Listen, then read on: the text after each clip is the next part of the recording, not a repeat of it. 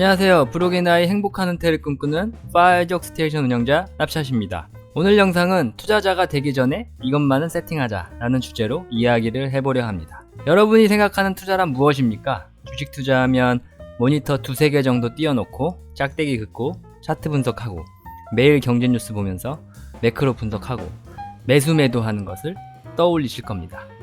물론 투자에 있어 기술적인 부분도 분명 중요합니다. 하지만 저는 본격적인 투자 전에 우리가 기본적으로 세팅해야 할 것이 더 중요하다고 생각합니다. 이 부분은 항상 저도 체크하지만 매번 잊고 있기 때문에 이번 영상을 만들어서 그 부분을 다시 한번 상기하고자 합니다. 왜냐하면 인간은 매번 다짐하고 까먹기를 반복하기 때문에 항상 체크해야 합니다. 첫 번째는 투자 시 쓸데없는 걱정을 하지 말아야 한다는 것입니다. 지금 매수하면 떨어지지 않을까? 지금 매도하면 오르는 것 아냐? 그 회사가 망하면 어떡하지? 그 회사 CEO가 죽거나 사고를 치면 어쩌지? 이런 쓸데없는 걱정으로 우리는 소중한 시간을 허비하면서 스트레스를 받습니다. 때로는 이런 걱정 때문에 건강을 잃을 수도 있죠. 데일 카네기의 자기관리론에 보면 이런 말이 나옵니다. 걱정이 심장에 미치는 영향. 고혈압은 걱정을 먹고 자란다. 걱정은 류머티즘을 부를 수 있다. 위를 지키려면 걱정을 줄여라. 걱정하면 감기에 걸릴 수 있다. 걱정과 갑상선, 걱정 많은 당뇨 환자. 이렇듯 우리는 행복해지기 위해 투자를 시작했는데 오히려 그것 때문에 건강을 잃을 수도 있습니다. 자기 스스로 그 투자 자산에 대해 시간과 비용을 들여 장기간 우상향에 대한 믿음을 가졌다면 꾸준히 매집하다가 적당한 시기에 자산 간의 리밸런싱을 하면 그만입니다. 두 번째로 내가 하루에 쓸 수 있는 에너지는 유한하기 때문에 효율적인 회사 생활이 필요합니다. 우리의 인체를 휴대용 전자기기에 비유해 보겠습니다. 전력 소비와 대기 전류는 휴대용 전자기기 설계의 중요한 요소입니다. 여기서 대기 전류란 아무 기능도 동작하지 않을 때의 전류와 전력 소비를 말합니다. 왜냐하면 그것들은 항상 충전할 수 없고 사람들은 제한된 배터리 용량을 효율적으로 오래 사용해야 하기 때문입니다. 그럼 우리의 인체의 몸은 어떨까요? 우리의 인체의 몸도 마찬가지입니다. 여러분들이 신경과 근육이 평소에도 긴장되어 있다면 신경성 긴장과 피로를 만들어내고 있는 셈입니다. 마치 핸드폰 설계를 잘못해서 전류가 줄줄 새는 것과 마찬가지의 원리죠. 그러면 우리는 어떻게 인체라는 시스템 설계를 변경할 수 있을까요? 평소에 몸이 이완된 상태를 유지시켜서 에너지 소비를 줄여야 합니다. 최근에 제가 데일 카네기 자기관리론을 다시 읽고 개선한 사례를 소개시켜 드리겠습니다. 저는 작년에 육아휴직을 했고 올해 회사 복귀 후 많은 스트레스 때문에 건강이 안 좋아졌습니다. 내가 생각하기에는 쓸데없다고 생각하는 유관부서와 상사의 요청 때문에 논쟁이 끊임없이 일어났고 그로 인해 정신적 에너지는 2배로 소모됐습니다. 어차피 해야 하는 일임에도 불구하고 논쟁에 의해 에너지를 소모하고 일을 하면서 또 에너지를 소모하게 된 것입니다. 보통의 패턴은 이렇습니다. 짧은 일정이나 제한된 정보로 인하여 의사결정이나 최종 레포트를 제출하지 못하는 일이 발생합니다. 하지만 요청부서나 상사는 어떻게든 그들의 논리와 힘을 이용하여 아웃풋을 내라고 합니다. 그 과정에서 쓸데없는 감정 소모를 일으키는 논쟁이 발생하고 나는 지치고 스트레스를 받습니다. 제한된 정보와 일정 때문에 내가 만든 레포트가 잘못 나가서 미래에 문제가 발생할 것을 걱정하기 때문에 매번 이런 논쟁을 해왔고 지치게 된 것입니다. 하지만 생각해보면 그런 일들은 대략 1% 미만밖에 발생하지 않았고 그런 일들이 발생해도 그때 증빙 자료를 찾아서 잘 설명한 후 넘어가면 됩니다. 이 책에서 소개된 대로 걱정이 생기면 최악의 상황을 상상하면 더 이상 잃을 것도 없고 얻을 것만 있기 때문에 새로운 에너지가 생기고 마음이 편해집니다. 내 경우 최악의 상황이라면 회사 진단을 받는 것입니다. 만약에 글이 된다 해도 소명을 하면 되고 최악의 경우에는 징계를 받으면 됩니다. 징계를 받는다고 회사를 바로 잘리겠습니까? 잘린다고 해도 퇴직금이나 위로금을 받고 조금 쉬다가 이직하면 되지 않겠습니까? 아니면 새로운 기회라고 생각하고 평소에 하고 싶었던 일을 하면 됩니다. 그리고 도덕적인 문제로 사고를 치고 뻔뻔하게 더 잘 다니고 있는 사람들도 많이 있습니다. 이런 점들 때문에 내가 징계를 받는다고 해도 크게 문제가 될 것이 없다는 결론을 내렸습니다. 그렇게 생각하니 마음이 편해졌습니다. 더군다나 이런 최악의 상황까지 갈 확률은 아마 1% 미만일 것입니다. 그때 가서 최악의 상황을 막기 위해 소명해도 늦지 않습니다. 그 후부터는 이런 상황이 발생해도 그 시간에 할 수 있는 것만 만들어서 제출합니다. 낮은 확률로 발생할 수 있는 상황 때문에 쓸데없는 걱정을 하고 논쟁을 하면서 내 소중한 시간을 허비하고 에너지를 소모하는 바보 같은 일은 하지 않습니다. 그리고 그 에너지를 아껴서 경제적인 자유를 위해 해야 하는 글쓰기, 영상 제작, 운동, 투자 공부 같은 건설적이고 생산적인 일에 시간을 투자합니다. 세 번째는 투자하기 전에 가족의 평화가 우선입니다. 우리가 투자를 하는 목적은 내 자신과 가족의 행복을 위해 하는 것입니다. 하지만 투자 때문에 많은 부부들이 투자에 대한 생각의 차이로 논쟁을 합니다. 투자 때문에 가족의 평화를 해치는 일은 절대 하지 말아야 합니다. 제가 경험한 사례를 또 한번 말해보겠습니다. 때는 바야흐로 2022년 6월 14일입니다. 그날 일어나 보니 금융시장이 아주 난리가 났습니다. 아침부터 이곳저곳 난리가 나고 여기저기 차트가 다 피바다였죠.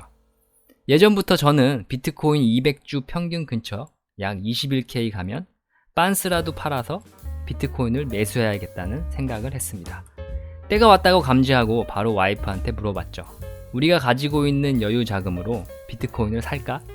그 당시 제가 육아휴직 기간이었기 때문에 나는 개인적으로 현금이 없었습니다. 하지만 와이프 표정을 보고 직감했습니다. 리젝. 예전 같으면 무슨 방법을 써서라도 설득을 했겠지만 비트코인보다 가족의 행복이 우선이고 투자도 행복을 위해 하는 것이 아닌가 라는 생각이 번쩍 들었습니다. 그리고 또한 나의 인생책인 데일 카네기의 인간관계론을 다시 읽었습니다. 논쟁은 이길 수가 없다. 논쟁에 지면 진 것이고 이긴다고 해도 진 것이다. 왜냐고? 글쎄 다른 사람들에게 승리를 거두고 그의 주장에 구멍을 숭숭 뚫어놓고 그가 제정신이 아니라는 걸 증명한다고 하자. 그래서 어쩌겠다는 건가? 기분이 좋을 수도 있겠다. 하지만 상대방은 어떤가? 당신은 상대방의 열등감을 느끼게 만들었다. 그의 자존심에 상처를 주었고 그 사람은 당신의 승리에 붕괴하리라. 자신의 의지에 반해 설득당한 사람은 자신의 생각을 바꾸지 않는다. 그렇습니다. 만약 내가 와이프를 설득해서 논쟁에서 이겼다고 칩시다. 집안 분위기는 개판이 되고 와이프는 당연히 기분이 좋지 않고 자존심에 상처를 받을 수 있습니다. 또한 나도 격양된 마음으로 기분 나쁜 상태로 잠이 들고 숙면을 취하지 못할 수도 있습니다. 그 다음날 아침에 컨디션이 좋지 못한 상태로 비트코인을 매수했다고 쳐보자고요. 아마 최악의 컨디션이다 보니 감정 조절이 안 돼서 오버슈팅 매수를 했을 가능성이 큽니다. 그럼 그 후로 어떻게 됐을까요? 뭐 다들 잘 아시죠? 비트코인 가격은 11월에 16K까지 떨어졌습니다. 회사를 복귀 후 월급으로 저는 더 싼 가격으로 매수할 수 있었습니다. 또 하나의 저의 인생책인 모건 하우젤의 돈의 심리학엔 이런 말이 나옵니다. 내가 가지지 못한 것, 내가 필요하지 않은 것을 위해 내가 가진 것, 내가 필요로 하는 것을 걸 이유는 전혀 없다. 내가 비트코인을 더 보유하기 위해 내가 가진 가족의 평화, 행복을 걸 이유는 전혀 없는 것이 아닌가. 그 당시 큰 깨달음을 얻었습니다. 그리고 추가적으로 팁이 있다면 천억대 자산가의 돈의 속성의 저자 김승호 회장님은 이런 말씀을 하십니다. 투자나 사업으로 돈을 벌면 일정 부분 떼서 와이프한테 보관하라. 또한 주변 지인 중에는 수익금의 일부를 부부 증여를 해주거나 일부 매도 후 선물을 해준다고 합니다. 이렇게 해야 투자에 대해 나에 대한 신뢰가 생기기 때문에 문제가 줄어듭니다. 내 계좌에 아무리 많은 수익이 발생해도 결국 모르는 사람 눈에는 그냥 사이버 머니일 뿐입니다. 또한 배우자가 내가 투자한 자산에 대해 관심을 가지고 생각을 바꿀 수 있는 계기가 됩니다. 꼭 명심하세요. 수입이 나면 반은 배우자의 몫입니다. 네 번째로는 같은 목표를 가진 온오프라인 인적 네트워크를 구축해야 합니다. 가족 이외의 주변에 가장 자주 만나는 사람 5명의 평균이 바로 자신의 수준이다라는 말이 있습니다. 이것은 재산뿐만 아니라 인성, 지식을 포함한다고 생각합니다. 자신의 경제적 저해라는 목표를 설정했다면 무조건 그 길을 한 발이라도 먼저 간 사람을 만나야 합니다. 직접 만나기 어렵다면 그분들의 책을 사서 보시거나 SNS를 통해 커뮤니티를 가입하여 활동하는 것도 좋은 방법입니다. 예전에 맨유 감독인 알렉스 퍼거슨 경은 이런 말을 했습니다. 트위터는 인생의 낭비. 솔직히 인생에서 더 많은 것들을 할 수 있다. 차라리 독서를 하기를 바란다. 물론 이 말도 맞는 말입니다. 무엇이든지 기구를 잘못 쓰면 부작용이 있기 마련이죠. 하지만 그것이 두렵다고 사용을 안 하는 것은 더 바보 같은 짓이라고 생각합니다. 단 사용하기 전에는 본인이 관심 있는 분야의 여러 가지 커뮤니티를 눈팅하면서 스스로 일정 기간 검증 후 본격적인 활동을 하시면 됩니다. 또한 도시의 승리라는 책에는 이런 글이 나옵니다. 도시는 작은 사건이 도시 내에서 상호작용을 통해 증폭되면서 번영을 누렸다. 예를 들어 한 똑똑한 사람이 다른 똑똑한 사람을 만나서 새로운 아이디어를 떠올렸다. 이 아이디어는 또 다른 사람에게 영감을 주었고 갑자기 정말로 중요한 일이 벌어졌다. SNS는 아이디어 전파를 위해 더 좋은 공간입니다. 도시보다 더 익명성이 보장되어 있고 오픈소스 정신으로 협업이 가능하며 서로 간의 질투심도 필요가 없습니다. SNS라는 디지털 도시에서 어떤 분야에서 나보다 훌륭한 사람을 쉽게 접할 수도 있고 그 사람들에게 영감을 받아 새로운 것을 재창조할 수도 있습니다. 만약 구독자님들 중에 비트코인에 관심이 있다면 넷달바님이 운영하시는 트위터 비트코인 쉼터를 찾아주시면 되고, 테슬라에 관심이 있다면 트위터의 오한만님이 운영하는 테슬라 주주 커뮤니티에 가입하시면 됩니다. 어떤 미디어보다 질 좋은 정보를 빠르게 얻을 수 있습니다. 저도 테슬라 비트코인 투자를 약 3년 정도 했는데 그곳에서 많은 도움을 받았습니다. 오늘은 투자자가 되기 전에 세팅해야 할 4가지에 대해 말해보았습니다. 저도 투자 고수가 아니고 경제적인 자유를 얻으려면 갈 길이 멉니다. 그래서 이런 말을 하기가 항상 조심스러운데요. 하지만 그 길을 조금이라도 먼저 시작한 사람으로서 공유하고 싶어서 말씀드리는 것이니 이상하게 생각은 안 하셨으면 좋겠습니다. 저 스스로도 있기 전에 다시 한번 상기하고자 영상을 만들었습니다. 제가 이야기한 대로 잘 세팅하셔서 구독자님 모두 경제적인 자유를 이루시길 바랍니다. 감사합니다. 유튜브 그게 돈이 됩니까? 돈도 안 되고 나한테 도움이 안 되고.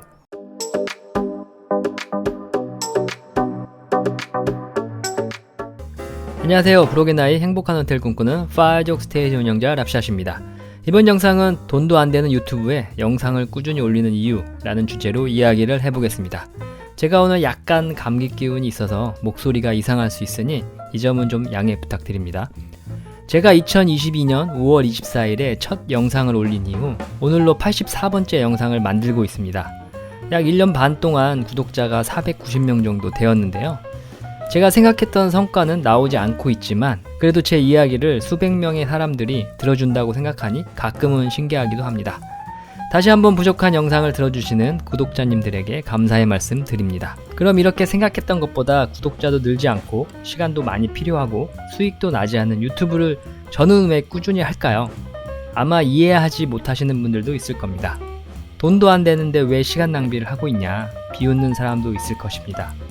하지만 유튜브를 하면 결국 돈이 됩니다.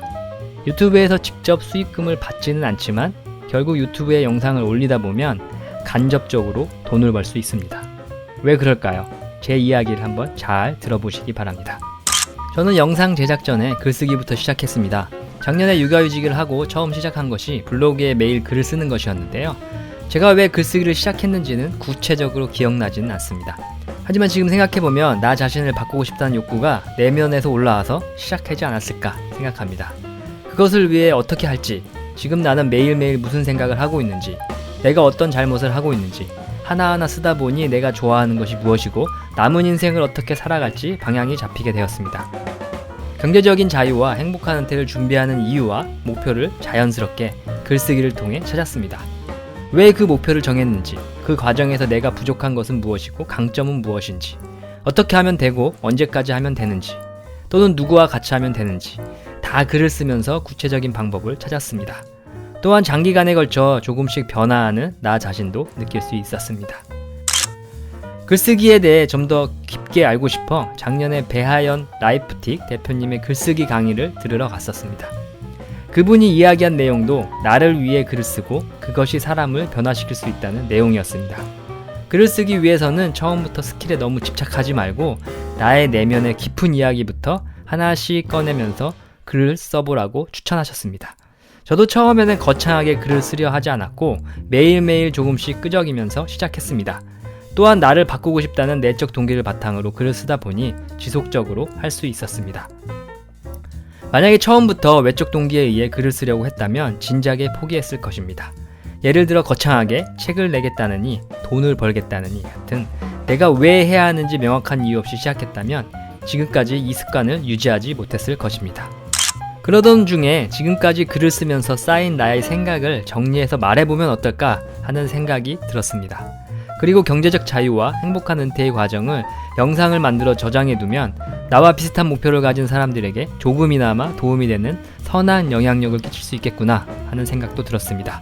그리고 마지막으로 먼 훗날에 내 아이가 이 영상을 보면서 아버지보다 시행착오를 덜 겪으면서 인생을 살았으면 하는 마음으로도 시작했습니다.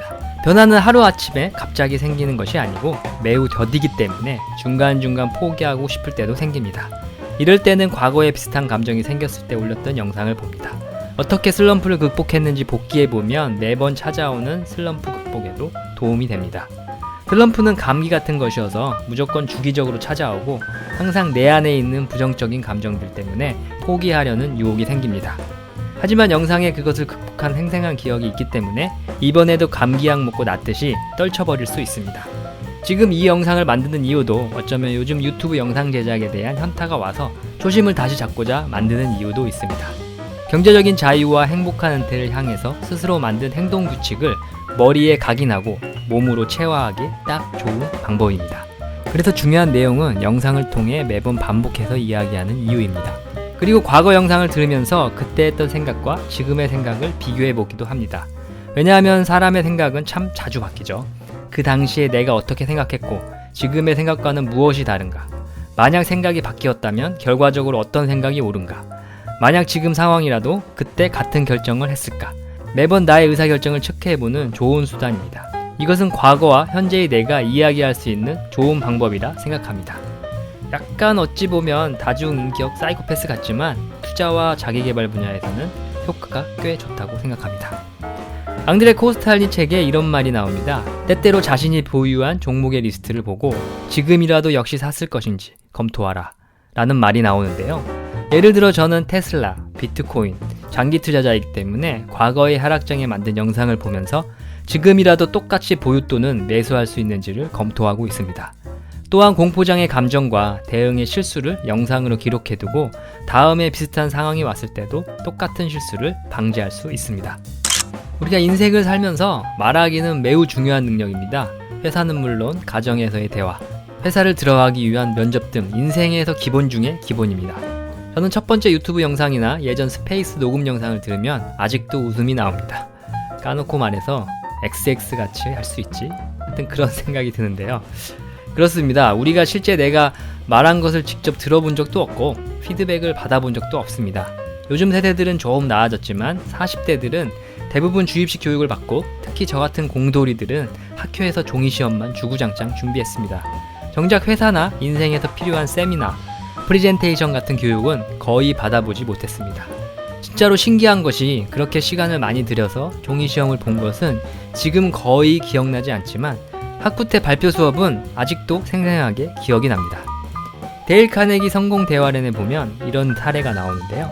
링컨은 연설문을 준비하기 전에 생각에 몰두하고 정리하는 중간중간에 빈 봉투나 종이 쪼가리, 종이 봉투에 찍힌 짜투리 등 손에 닿는 모든 것을 이용해 메모를 하거나 생각의 단편 혹은 문장을 기록했다고 합니다. 이 당시에는 이런 방법밖에 없겠지만 지금은 기록을 쉽게 할 수 있는 다양한 방법이 많습니다. 휴대폰 메모장, 와치 녹음 기능, 클라우드 메모장 등 저도 글을 쓰고 영상을 만들기 전에는 그때그때 생각을 사소한 것까지 클라우드 메모장에 기록해 두었습니다. 대본을 만들거나 영상을 만들 때 그리고 그것을 사용하죠.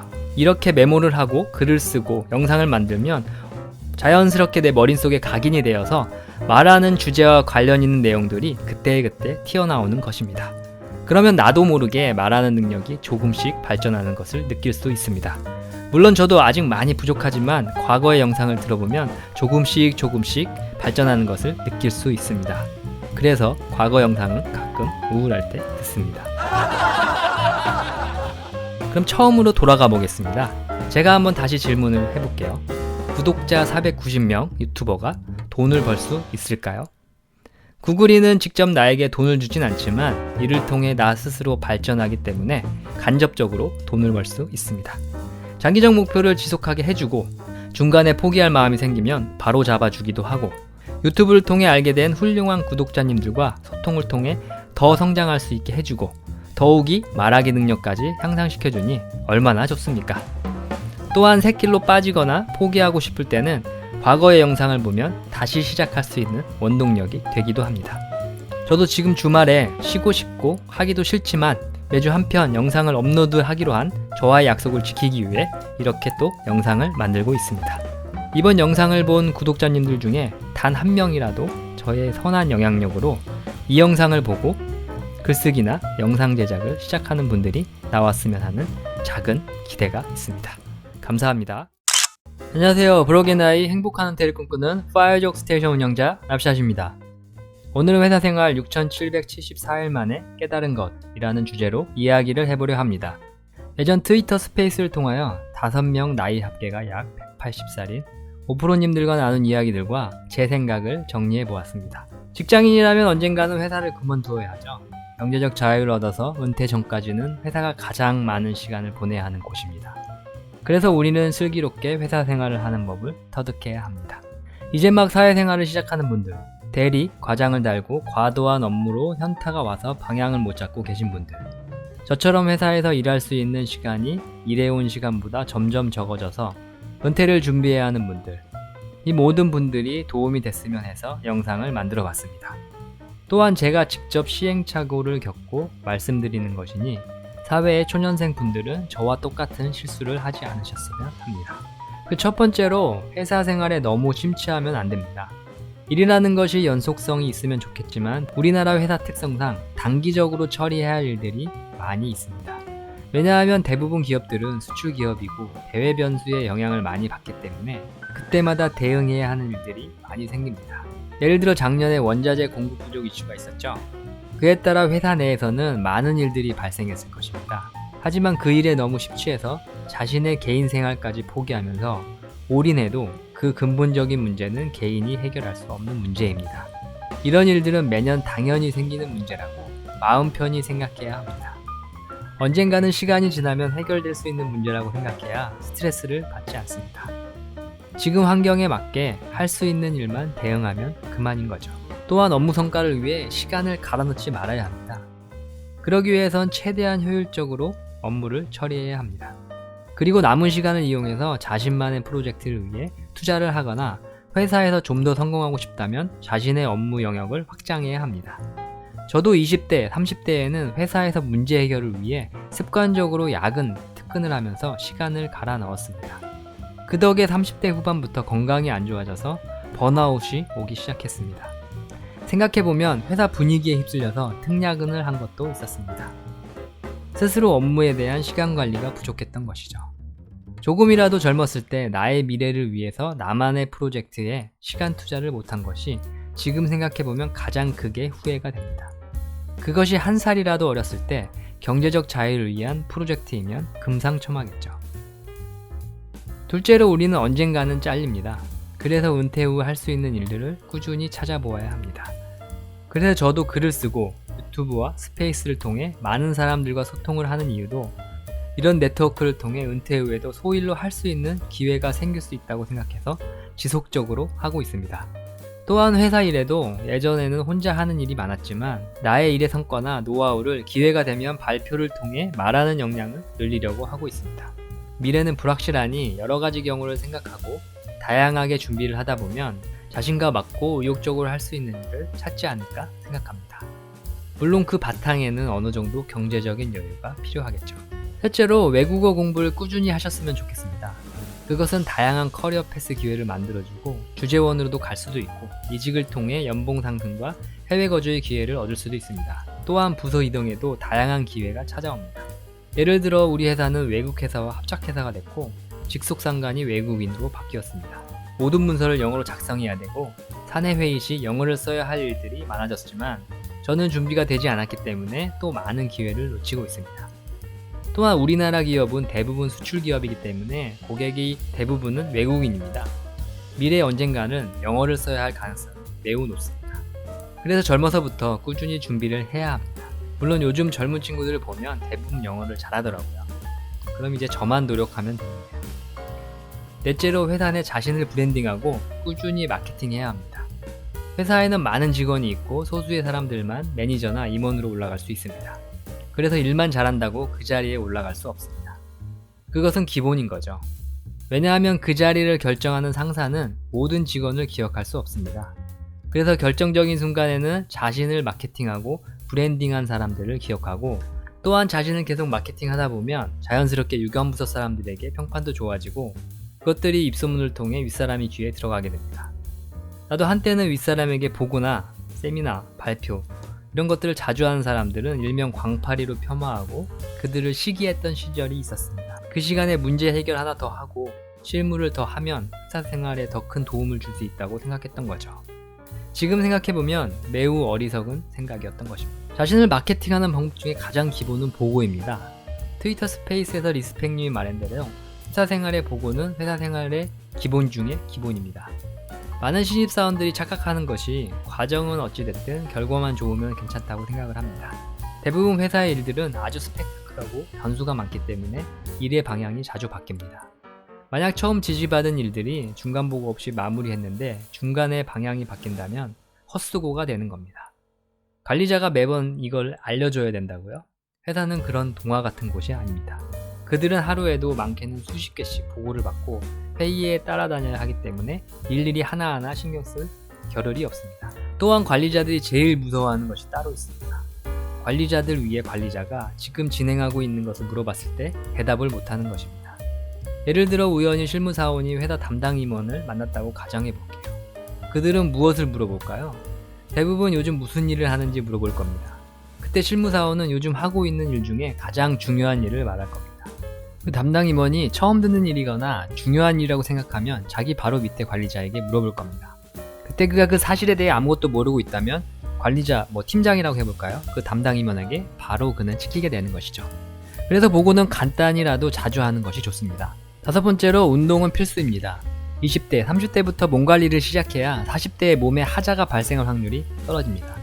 20, 30대에 운동 안 하고 술 먹고 회사 일에 심취해서 몸을 혹사시킨다면 몸에 반응이 오지 않지만 보통 30대 후반에서 40대부터 몸에 하자가 하나씩 발생합니다. 특히 우리나라에만 있는 좋지 않은 문화인 회식에 이리저리 휩쓸려 다니면서 자신의 시간과 건강을 뺏기는 것은 지양해야 합니다. 어차피 회사 동료는 동료일 뿐이고 가족 이상의 관계를 만들 수 없다는 것을 명심해야 합니다. 마지막으로 아저씨님이 말한 대로 신입사원이라면 초반 90일이 중요합니다. 제가 파이어와 은퇴 후 경제적 자유를 목표로 이 채널을 운영하지만 신입사원들은 어쨌든 시드머니를 모으기 위해 입사 후 초반에 고가를 잘 받아서 연봉을 무조건 올려야 합니다. 그 시작이 90일입니다. 인간은 대충 90일 정도 지나면 본 모습이 나타난다고 합니다. 그 전에는 자신을 숨기고 티 안 나게 버틸 수 있는 것이죠. 예를 들어 신입사원이 들어오면 그들에게 일을 주고 안 보는 척 하지만 윗사람들은 다 지켜보고 있습니다. 그 다음엔 그들이 그 일에 대해 고민하고 끙끙대는 것을 알면서 일부러 도와주지 않습니다. 보고만 있는 것이죠. 그때 힘들다고 그 일 못하겠다고 하면 바로 손절을 당하는 것입니다. 윗사람들이 그 일을 주는 이유는 성과보다는 그들의 반응이나 기질을 보는 것입니다. 애초에 신입사원에게 무엇을 바라겠습니까? 그때 아무리 어려운 일이라도 능글맞게 선배들에게 하나하나 물어보면서 해결하는 친구들이 있습니다. 이들은 선배들에게 1차 테스트를 통과하게 되는 것이죠. 진짜 첫인상 90일이 중요합니다. 이 이미지가 회사에서 끝까지 간다고 해도 과언이 아닙니다. 오늘 회사 생활 6774일 만에 깨달은 것이라는 주제로 이야기를 해봤습니다. 제가 이 채널을 운영하는 목표는 은퇴에 대해 준비하고 경제적 자유를 찾아 내가 좋아하는 일을 찾는 여정을 기록하는 것입니다. 하지만 어쨌든 그 전까지는 우리 직장인들은 회사라는 공간에서 일을 해야 합니다. 20대에서 30대 중반까지는 회사에서 최대한 인정받아서 연봉을 높이고 시드머니를 많이 모으는 것이 중요합니다. 그 이후에는 회사 생활에 큰 야망이 있다면 업무를 확장해서 더 높은 자리에 도전해야 합니다. 만약 그렇지 않다면 회사에서 시간 관리를 잘해서 자신만의 프로젝트가 필요합니다. 이런 모든 것들을 준비하는 구독자님들이 이 영상을 보고 조금이나마 도움이 됐으면 하는 마음으로 오늘 영상을 만들어 봤습니다. 감사합니다. 오늘 영상은 여기까지입니다. 이번 영상이 마음에 드셨다면 구독과 좋아요, 알림 설정 부탁드리겠습니다. 구독과 좋아요는 다음 영상 제작에 큰 힘이 됩니다. 감사합니다. 좋은 하루 되세요.